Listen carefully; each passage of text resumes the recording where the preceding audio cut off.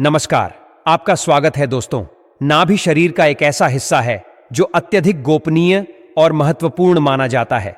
कहा जाता है कि जब भी कोई बच्चा मां के गर्भ में विकसित होता है तो सबसे पहले उसकी नाभि का निर्माण होता है। बच्चा अपनी मां से नाभि के जरिए ही जुड़ा होता है और अगर यह जुड़ाव न हो तो बच्चे का विकास संभव नहीं हो पाता। इससे समझा जा सकता है कि नाभि बचपन से ही कितनी महत्वपूर्ण होती है, लेकिन समय के साथ लोग इस नाभि के महत्व को भूल जाते हैं। दोस्तों, आपको बता दें कि नाभि को ही सबसे महत्वपूर्ण केंद्र माना गया है जो सांसारिक सुख, धन संपदा और वैभव के लिए आवश्यक है। इस धरती पर जितने भी सुख सुविधाएं हैं वे नाभि के माध्यम से ही प्राप्त होते हैं। आज के इस वीडियो में हम आपको नाभि से जुड़ी कुछ खास जानकारी देंगे जिसे आप ध्यान से सुनें और समझें। लेकिन उससे पहले भगवान को नमस्कार करें, वीडियो को लाइक करें और कमेंट बॉक्स में ओम नमः शिवाय और हर हर महादेव लिखें। दोस्तों, नाभि वह स्थान है जिसे मणिपुर चक्र कहा जाता है, जो नाभि से 2 उंगली ऊपर होता है और अग्नि तत्व का केंद्र माना जाता है। तंत्र में इस चक्र को सबसे महत्वपूर्ण इसलिए माना जाता है क्योंकि यही चक्र सुख, संपत्ति, वैभव और अन्य सांसारिक सुखों का स्रोत होता है। जिन लोगों के जीवन में धन की कमी होती है, जो कर्ज में डूबे रहते हैं और मेहनत करने के बावजूद धन की प्राप्ति नहीं होती, यह संकेत है कि उनकी नाभि जागृत नहीं है। अगर नाभि को जागृत किया जाए और नाभि से जुड़े उपाय किए जाएं, तो जीवन में सुख संपत्ति की प्राप्ति हो सकती है। कई लोगों के जीवन में विवाह से संबंधित समस्याएं होती हैं, जैसे कि विवाह में देरी या विवाह के बाद भी सुख की प्राप्ति न होना। ऐसे में नाभि का महत्व और भी बढ़ जाता है। अगर नाभि को जागृत किया जाए तो जीवन में आने वाली समस्याएं दूर हो सकती हैं। यही कारण है कि आजकल बहुत से लोग शादी करने से कतराते हैं। लेकिन दोस्तों, आपको यह जानकर आश्चर्य होगा कि नाभि के माध्यम से जीवन में प्यार और सुख की प्राप्ति संभव है।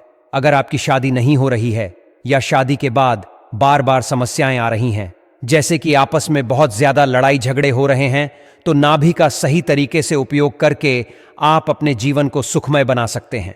सबसे पहले आपको यह ध्यान रखना चाहिए कि कई लोग रोजाना नहाते हैं लेकिन नाभि को साफ नहीं करते। अगर आप अभी अपनी नाभि की जांच करेंगे तो आपको उसमें से बहुत अधिक गंध आ सकती है।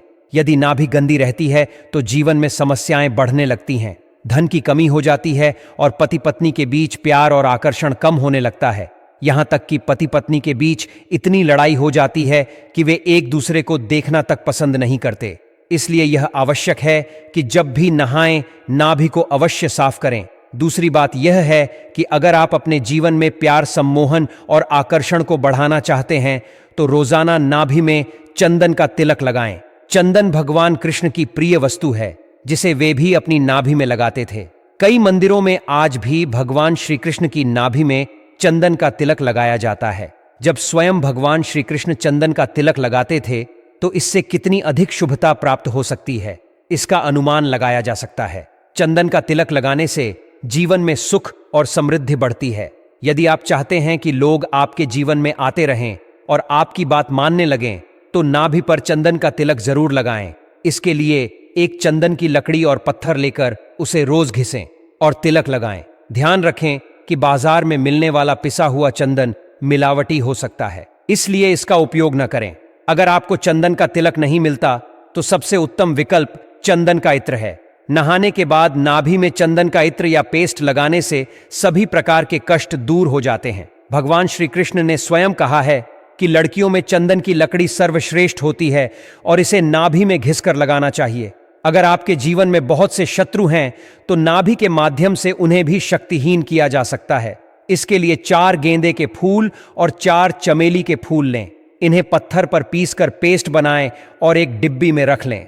इस पेस्ट को रोजाना नाभि पर लगाएं और फिर बी मंत्र का आधे घंटे जाप करें। आप देखेंगे कि आपका शत्रु आपके सामने कमजोर पड़ जाएगा और आपका कुछ भी बिगाड़ नहीं पाएगा, चाहे वह कितना भी शक्तिशाली क्यों ना हो, लेकिन आपके सामने हाथ जोड़े में खड़ा होगा। जो लोग बगलामुखी साधना करते हैं वह इस प्रयोग का इस्तेमाल करके अपने बड़े से बड़े शत्रु को भी नीचे गिरा देते हैं। यह बगलामुखी साधना का एक प्रचंड प्रयोग है। बगलामुखी समय किस प्रकार करते हैं, किस प्रकार नियम है, यह आने वाले वीडियो में हम आपको बताएंगे, क्योंकि हम अपने चैनल में हमेशा खास चीज़ आपको बताते हैं, खास चीज़ आप कर लेकर आते हैं। तो इसीलिए चैनल को सब्सक्राइब करके रखा करें, जिससे जब भी हम आपके लिए वीडियो लेट हैं तो ये वीडियो बिल्कुल भी मिस ना हुआ करें। तो दोस्तों, अगर आप बगलामुखी साधना नहीं भी करते हैं तब भी इस प्रयोग को करके आप लाभ उठा सकते हैं।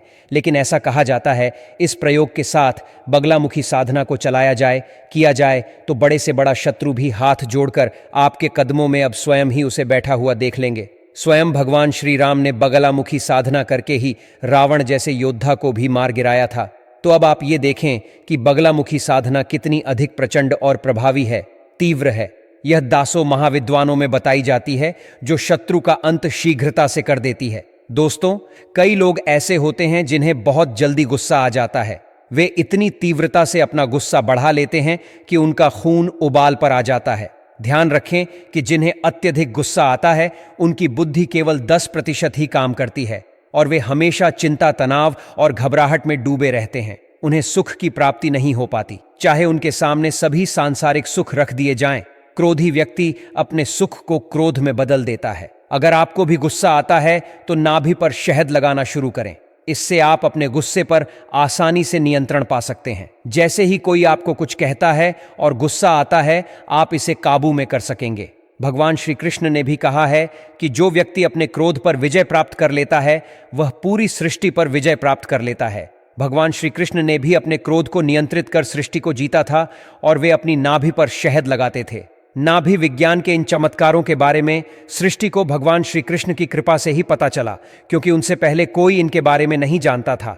इन बातों का अधिक से अधिक लाभ उठाएं। आज के लिए बस इतना ही। अगले वीडियो में फिर मिलेंगे। ओम नमः शिवाय। हर हर महादेव। धन्यवाद।